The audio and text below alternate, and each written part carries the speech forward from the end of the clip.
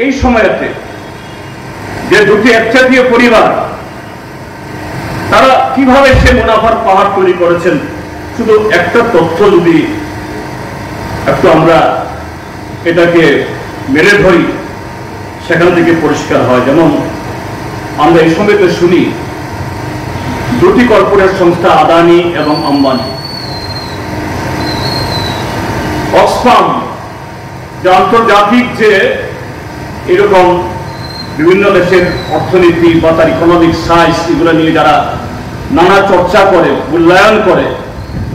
তাদের রিপোর্ট অনুসারে শুধু 2016 থেকে 2020 ইংরাজি মাত্র 5 বছর সময়ের মধ্যে মোদীর যে শাসনের পরবর্তী সময় আরো হয়েছে, আম্বানি তার পুঁজির পাহাড় বৃদ্ধি হয়েছে 350%, অর্থাৎ 350 গুণ। আদানির পুঁজির পাহাড় স্ফীত হয়েছে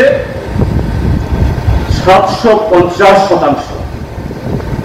মাত্র 5 বছর সময়েতে। এবং তার পরবর্তী সময়েতে